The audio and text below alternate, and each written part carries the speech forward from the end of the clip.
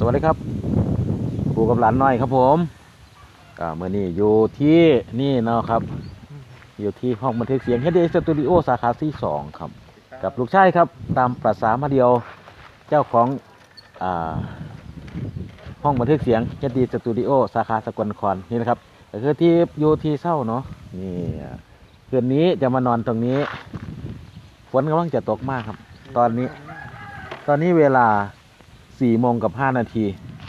ที่ขี่รถไปเบิ่งทงหน้าจักหน่อยนะครับจากนี้ถ้าฝนมาหอดฝนกำลังจะมาแล้วฟ้าครึ้ม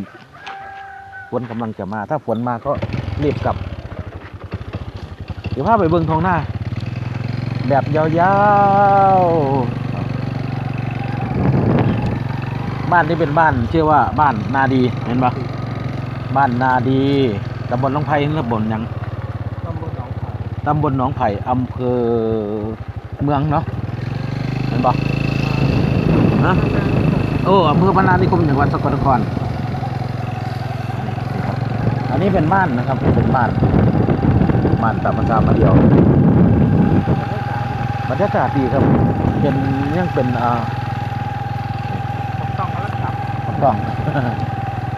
มันต้องตอนนี้เขาว่ามันว่าเคยได้กินอยู่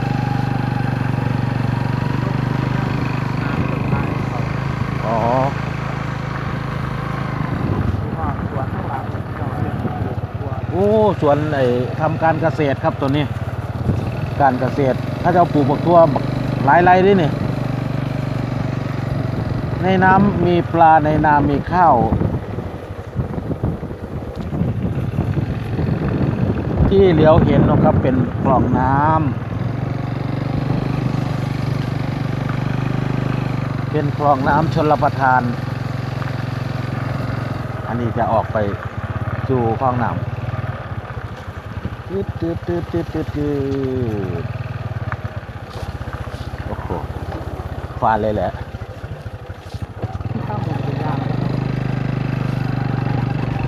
ทั้งคนครับทั้งคนเลยฝ่าแดดมาอันนี้เป็นคลองชลประทานน้ำมาปล่อยมานะเขาจะปล่อยมาเป็นเวลาบ่ด้านนี้เป็นทงหน้า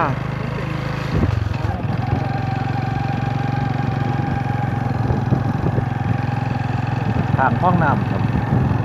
พอดีไฟดับ ไฟฟ้าดับทำงานไม่ได้เนาะก็เลยพากันป่ะออกไปเล่นท้องหน้าเข้าสันดับอันนี้ข้าเจ้าก็เริ่มจะลงให้ลงหน้าแล้วล่ะเบิ่ง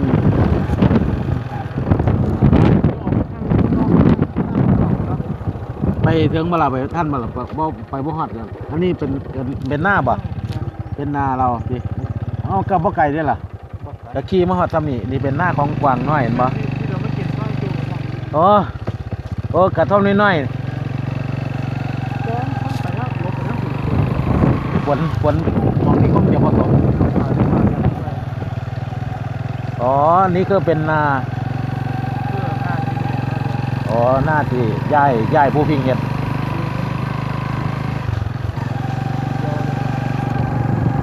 เกี่ยวหน้าปังไปเรียบร้อยแล้วเหลือตั้งแต่หน้าปีหน้าทั้งนี้เพิ่นเห็นหน้าดับเพิ่นฝนที่มันเป็นขาวๆน่ะนั่นก็คือฝนตกเลี้ยวบ่ที่เลี้ยวไปที่เป็นขาวๆข้างล่างน่ะอันนั้นคือเม็ดฝน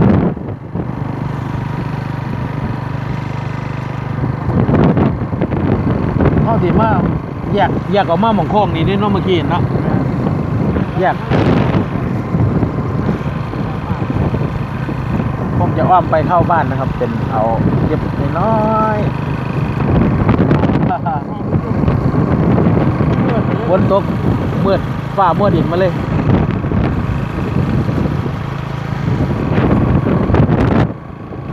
ออกมาเพราะอะไรเรียกนะครับลมแรงมากถ้าเลาะบ้านตามมาเดียวครับ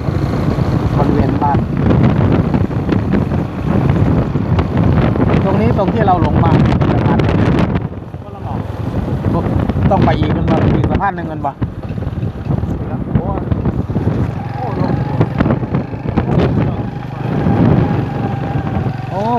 ซอยบางม่วง ทำไมสาวก็อยู่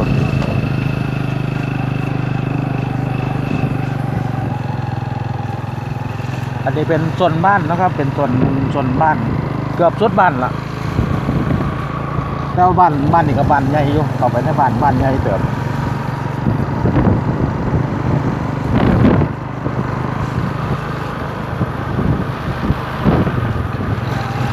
ในบ้านนี่เขาจะเอามากเอาถาดนะครับเอาถาดมาไว้ในบ้านก็ตามประเพณีของแต่ละบ้านบ่คือกันเนาะบ่คือกันหรอกแต่ละบ้านถือการทำไม่เหมือนกัน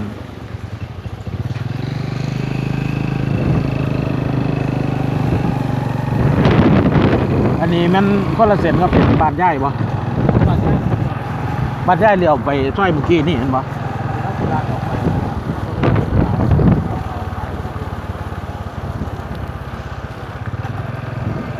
อันนี้ก็มีรถตรงเตงด้วยกันครับรถตรงเตงรถขายของ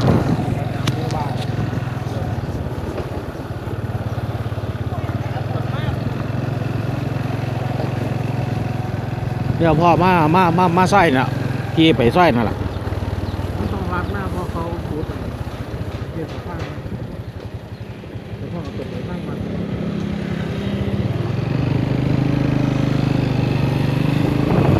ตัวนี้ออกไปทางด้านทางจะออกไปทางเป็นถนนใหญ่เนาะที่ถนนจะไปบ้านหนองไผ่มันติดเลยบ้านเลยเนาะนี่พ่อแยกซอยนี่แหละซอยนี้จะเป็นสะพานข้ามเล็กๆ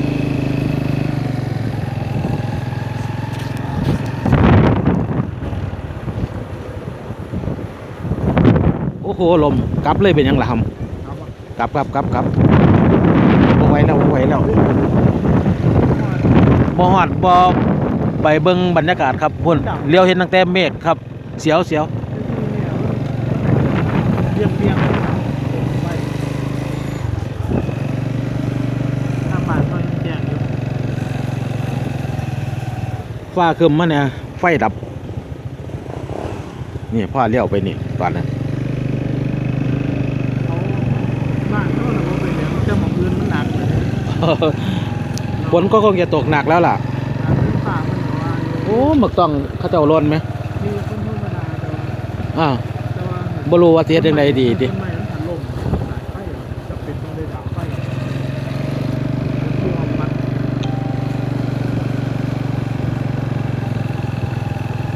ตอนนี้ที่ว่าผ้ามาอ้อมบ้าน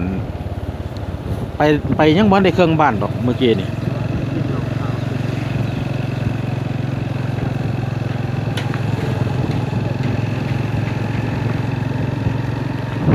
ซอยข้างหน้าเป็นวัด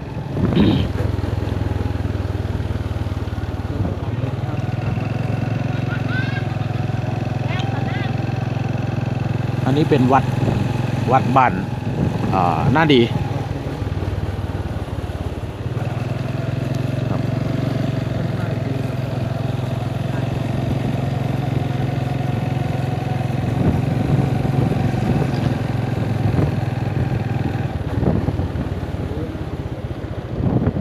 เดี๋ยวไปซอยข้างวัดซอยหลังวัด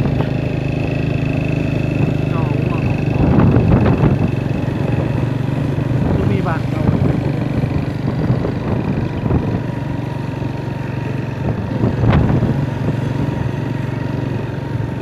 บ้านแถวนี้ยังเป็นการเกษตรอยู่นะครับมีการเกษตรมีเลี้ยงงัวเลี้ยงควายนะครับเห็นไหมมีงัวเลี้ยงเงินแสนนี่ครับย่างอยู่แถวเนี่ย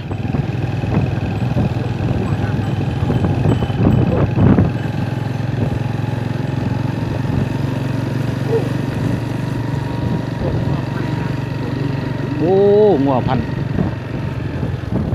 เพิ่นเอาเฟื่องอัดแถวนี้ทำการเกษตรเนาะส่วนมากเฮ็ดให้เฮ็ดหน้าทำนาปีละ3 ครั้งก็เจ้ามานี่ง่วงคือกันครับขอกง่วงนี่มันไล่ง่วงเขาขอก อันนี้งัวปล่อยธงป่ะนี่มันปล่อยธงเหรอลูกงานดีนี่ เป็นงานเดินเงินดีกันว่างานเดินเงินดีมีให้ดู ขาวนะ บ้านห้องเลือกครับเพื่อนเนี่ยเพิ่งเขาจะเอาเลี้ยงเป็นลำเป็นสันอยู่นี่คือแม่นถือว่าเลี้ยงเราขาย เป็นหม้อก่อนเหรอ โอ้โหแหล่มาเลย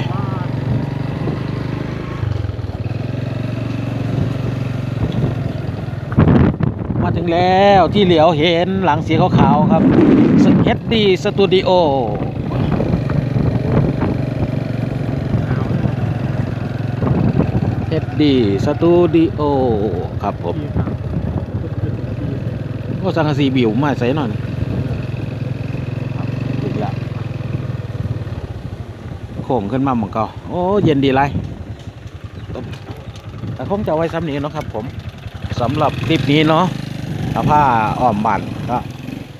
เกือบฝนเกือบตกละอันนี้เป็นห้องบันทึกเสียงของลูกชายนะครับของลูกชายกำนันแย้มของตามประสามาเดี่ยวทำงานอยู่ตรงนี้แหละโอ้ลมฝนฟ้าครึ้มเนาะกำลังจะตกมาแล้วเดี๋ยวจะน้อยกะอีกไม่กี่นาทีก็คงจะถึงสำหรับคลิปนี้เนาะคลิปนี้มือนี้ของปู่กับหลานหน่อยของเอาไว้ซัมมิสก่อนเอาไว้เจอกันคลิปหน้าครับผมสวัสดีครับ